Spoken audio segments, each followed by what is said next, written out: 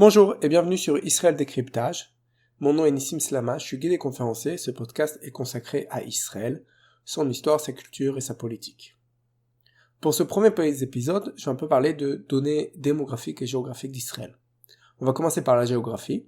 C'est un peu compliqué sur un podcast d'expliquer la géographie d'un pays. Je vais essayer quand même, un minimum, et je vous conseille vraiment de prendre une carte en fait et de regarder, c'est le plus simple, parce qu'à l'oral c'est un peu compliqué de montrer une géographie. Dans tous les cas, la taille d'Israël. Israël, c'est pas un très très grand pays. Il faut imaginer que du nord au sud, on parle d'à peu près 430 km, au maximum. De l'est à l'ouest, ça dépend. Dans les endroits les plus larges, on parle de 60-70 km. Mais si je ne prends pas en compte la Cisjordanie ou la Judée-Samarie, une région qui est au cœur même du pays, et qui est la région sur laquelle on peut discuter au niveau politique et par rapport à Israël avec les problèmes qu'on a dit, le conflit si vous voulez, c'est la région au cœur du conflit comme on dit. Et on parle de 10 km, 13 km en fait, à l'endroit le plus proche, entre la ville, le petit village de Shfaim, qui est un petit kibboutz sur la mer, au bord de la mer, et la ville palestinienne de Kalkil, on a 13 km, entre la ville israélienne de Netanya, qui est une grosse ville israélienne de quelques dizaines de milliers d'habitants, et la ville palestinienne de Tulkarem, on parle de 15 km. Donc vous imaginez un peu, et c'est pas tellement beaucoup. Si je prends en compte la Cisjordanie, ou Judée et Samarie, si je donne le nom juif de l'endroit, enfin le nom historique plus exactement, on parle de 50 km plus ou moins au cœur du pays, entre la mer et la frontière est, c'est-à-dire en fait le Jourdain, le fleuve du Jourdain. Et dans tous les cas, au niveau de la Cisjordanie, on appelle ça, c'est la région montagneuse d'Israël, c'est le centre même d'Israël, c'est le cœur d'Israël, c'est le cœur du pays. Donc on parle d'une région qui est en conflit, mais de manière générale, souvent dans les pays, quand on parle de région en conflit, on parle d'une région qui est un peu externe, qui est un peu loin, qui est un peu sur le côté périphérique. Non, là on parle vraiment d'une région qui est au niveau géographique au centre. C'est vraiment le centre du pays et le centre montagneux du pays. Et c'est aussi la région qui en fait qui est au-dessus de la vaste majorité de 70% à 80% de la population israélienne. La majorité de la population, le cœur du pays d'Israël au niveau population, au niveau économique, c'est une sorte de triangle entre Jérusalem, qui est vraiment au centre de la Judée-Samarie,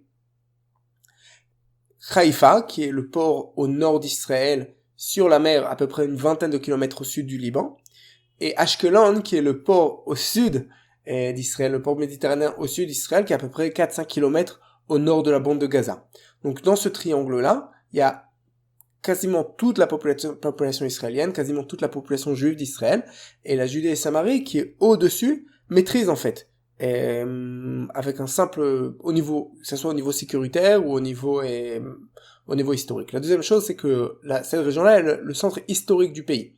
C'est-à-dire que l'histoire du pays commence là-bas, l'histoire du peuple juif commence là-bas, et le centre historique du pays est vraiment en Judée-Samarie plus que sur la côte. La population est concentrée sur la côte, la population israélienne est concentrée sur la côte pour des régions historiques, en rapport avec les croisés, les Ottomans, les Mamelouks, le mouvement sioniste, etc.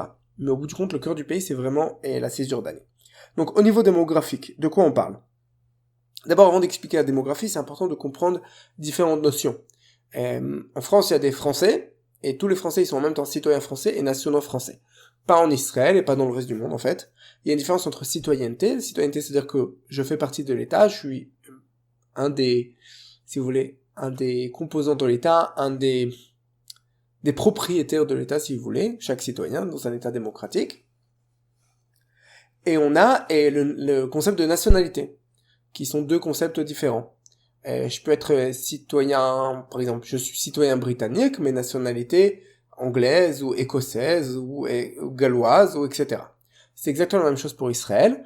On a plusieurs dans la citoyenneté israélienne, on a plusieurs nationalités. Donc on a les juifs qui sont une nationalité. Le judaïsme, c'est une nationalité et pas une religion. Et on a des arabes qui sont une nationalité à part. On a d'autres nationalités en beaucoup plus petit nombre. La même chose pour au niveau de la religion.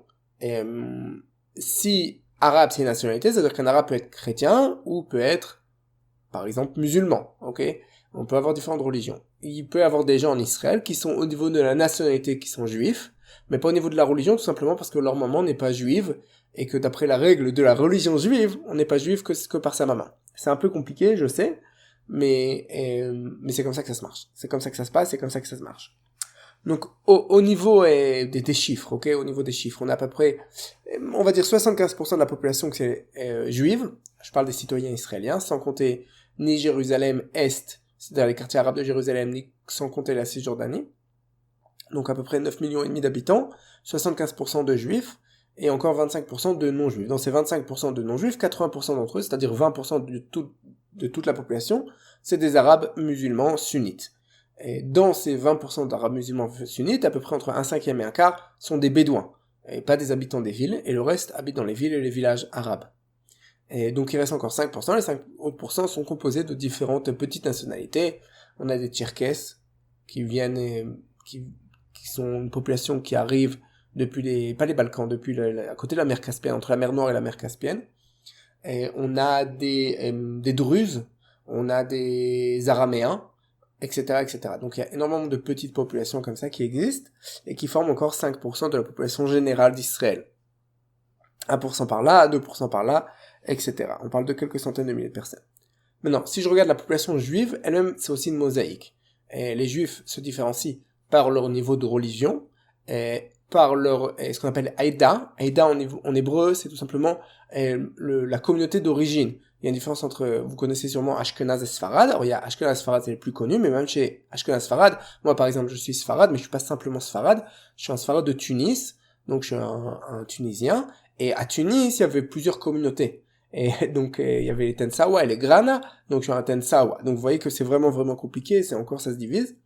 Donc c'est encore une autre niveau de division, et un niveau de division au niveau de la politique, etc., etc. Mais c'est quelque chose de très important, c'est que la sociologie et l'idéologie vont ensemble. C'est-à-dire que souvent les groupes sociologiques se distinguent aussi par leur différence d'idéologie. C'est tout simple. À partir du moment où j'appartiens à un groupe sociologique, donc j'éduque mes enfants d'une certaine manière, je les envoie dans certaines écoles, et au bout du compte, ils ont l'idéologie de mon groupe sociologique. Maintenant, si je fais je veux faire la différence maintenant entre les différents groupes et donner un peu des chiffres. Donc d'abord, au niveau des citoyens israéliens, 75% des juifs en Israël sont nés en Israël. Ok, 75% des juifs en Israël sont nés en Israël. 25% ont fait leur aliyah, c'est-à-dire qu'ils sont montés en Israël. C'est le fait que quand un juif quitte le pays d'où il vient pour arriver en Israël, on appelle qu'il est monté en Israël, il a fait sa aliyah. Quand un juif quitte Israël, on appelle qu'il fait sa yerida, qui descend d'Israël. Ok. Donc, dans cette majorité juive, on a à peu près 10% de Haredim. Les Haredim, c'est les ultra-orthodoxes, les gens que vous voyez souvent à la télévision, habillés en noir, chemise blanche, pantalon noir, chapeau, et c'est à peu près 10%, c'est en train d'augmenter vers les 15% avec leurs enfants, ils font beaucoup d'enfants les Haredim. Que là, ils ont une idéologie qui est très très religieuse d'un côté, un peu moins nationale au niveau de l'autre côté. On a à peu près 40% de séculiers, ce qu'on appelle des chilonim, c'est des gens qui en fait ne respectent pas la loi juive, la loi religieuse juive. Donc ils sont de religion juive sans respecter la religion. Dans ces à peu près 50% du pays, à peu près la moitié, un peu plus que la moitié, sont quand même, on va dire, un peu traditionnalistes, c'est-à-dire qu'ils sont pas religieux, mais ils font quelques petites choses qui sont en rapport avec la religion. Et à peu près encore 20-25% qui ne sont pas du tout morts, pas du tout religieux, qui sont totalement séculiers, qui ne font absolument rien en rapport avec la religion juive. On a encore 10% à peu près de sionistes religieux, c'est-à-dire des gens qui sont religieux, qui font la religion juive, mais qui sont en même temps très très sionistes. C'est souvent on fait la différence entre les Haredim, entre les ultra-orthodoxes et ces sionistes religieux au niveau de la kippa, la calotte qu'on pose sur la tête, si elle est noire ou si elle est de couleur, si elle est tricotée ou si elle est en velours, etc. C'est ce genre de petits détails qui fait la différence. Et donc ça c'est la différence entre les différents juifs en Israël. Maintenant, au niveau, et c'est très important, parce qu'au niveau aussi de la politique, c'est très important, les Haredim vont avoir les ultra-orthodoxes vont avoir leur propre parti politique, les sionistes religieux vont avoir leur propre parti politique, les autres se divisent entre les différents partis politiques, en sachant que certains partis politiques, par exemple, ne sont que séculiers, que chilonis. Par exemple, si je prends le parti de gauche Meretz, qui est le parti de gauche en Israël avec le parti travailliste, tout le monde là-bas est très très chiloni, et tout le monde là-bas est aussi ashkenaz, tout le monde là-bas a un niveau socio-économique assez élevé, donc il y a vraiment une différence au niveau sociologique. Encore une fois, idéologie, sociologie, ça va ensemble. On parle en Israël de quatre systèmes d'éducation différentes. On a le système d'éducation Haredi, ultra-orthodoxe, on a le système d'éducation Chiloni, donc c'est-à-dire séculier. J'ai un système d'éducation sioniste religieux, et enfin, j'ai le système d'éducation arabe. Donc comme vous voyez, même au niveau du système d'éducation, il participe en fait à cette moïsation, on va dire, le fait que Israël devienne une mosaïque au niveau démographique et au niveau sociologique. D'un côté, ça veut pas dire maintenant que les gens se détestent, etc. C'est très pour eux. C'est-à-dire, un jour, une partie de ma famille est Haredi, une autre partie de ma famille est Chiloni, est totalement séculier, et même entre les différents Ashkenaz, Farad, etc., tout le monde, les gens se marient entre eux, et il y a pas, c'est très pour eux, ok? Faut pas tellement imaginer le truc comme quelque chose, genre, les populations qui se mélangent absolument pas du tout et qui sont totalement. Certaines populations, à l'intérieur de certains groupes sociologiques, sont vraiment séparées. Il y a une petite partie des ultra-orthodoxes qui sont totalement séparés du reste de la population, mais ils sont pas séparés du reste des ultra-orthodoxes, du reste des Haredim, qui sont pas séparés du reste de la population. J'espère avoir été clair. Dans tous les cas, ça c'est au niveau de la population. Maintenant, si je prends au niveau entre la question est-ce que mon judaïsme je le vois de manière nationale ou je le vois de manière plus traditionnelle, plus religion, ok? Donc on a à peu près 17% de juifs qui, pour eux, le judaïsme c'est moins une nationalité et plus une question de tradition, de religion. On parle d'à peu près 15-17% des juifs.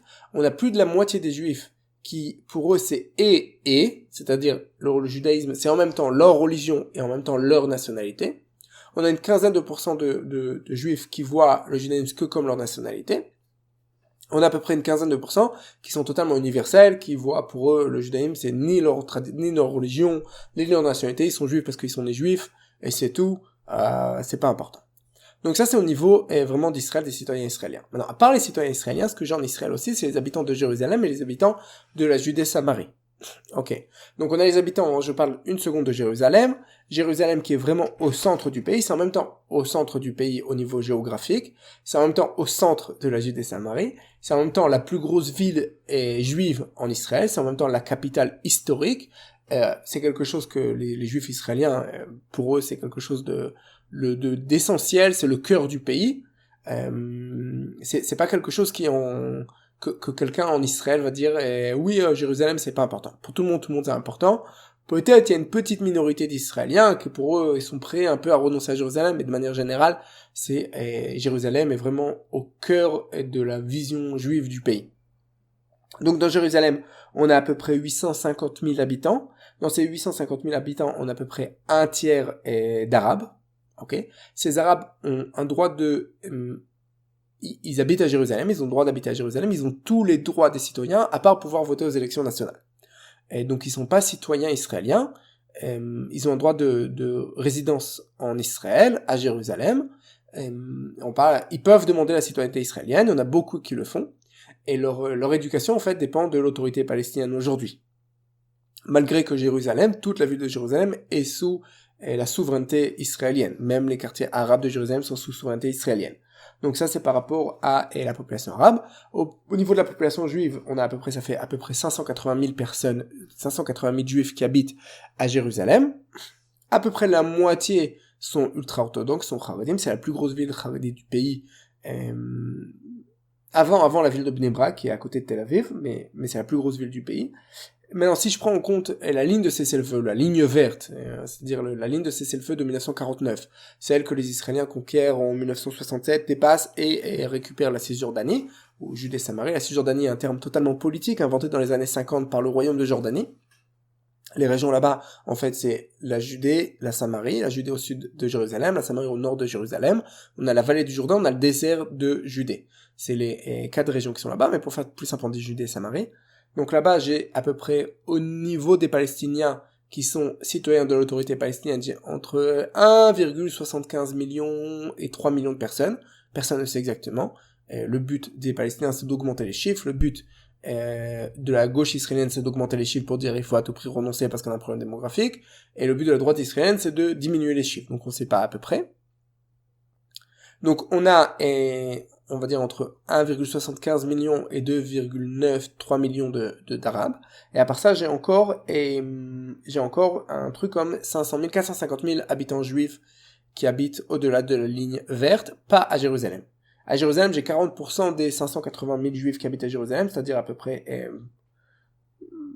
230 000 qui habitent au-delà de la ligne verte, mais je prends pas en compte Jérusalem. Je parle du reste de la Cisjordanie.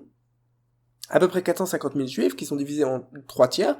Un tiers ultra-orthodoxe, un tiers chiloni, c'est-à-dire séculier, pas religieux, et un tiers sioniste religieux. À peu près 70%, 80% de cette population habite dans des gros blocs d'implantation. On n'habite pas maintenant dans un petit village au milieu du territoire. Ils habitent tous dans des gros blocs d'implantation qui sont plus ou moins proches de la ligne verte, de manière générale. Pas tous, mais de manière générale. Donc ça c'est la 80. Et là où ils habitent la plupart des chilonimes, des séculiers et des ultra-orthodoxes. Les petits villages qui sont vraiment au milieu de la montagne, de manière générale ça va être des sionistes religieux, en sachant que c'est jamais dans des zones palestiniennes. Ce sera toujours en zone C, en zone qui appartient à l'État, dans un endroit où il y a personne qui habite autour. Ça sera jamais, dire d'imaginer les colons juifs au milieu de la population palestinienne, c'est tout simplement une image qui est fausse au niveau de la réalité. Ok, donc c'est faux au niveau de la réalité. Donc ça c'est par rapport à la démographie israélienne. Voilà, j'espère avoir un peu expliqué comment ça marche, et à partir du moment où on comprend la démographie israélienne, on peut comprendre les enjeux d'Israël un peu plus facilement. Donc quand on comprend la géographie d'Israël, on peut comprendre les enjeux un peu plus facilement. Donc j'espère, c'était Nissim, pour ce podcast Israël Décryptage. Je m'excuse d'avance pour la qualité, c'est la première fois que je fais ça. Je sais pas faire de podcast, je fais à l'arrache comme on dit. Et je fais sans absolument aucun budget. Donc je fais avec mon ordinateur et un petit microphone que j'ai récupéré quelque part.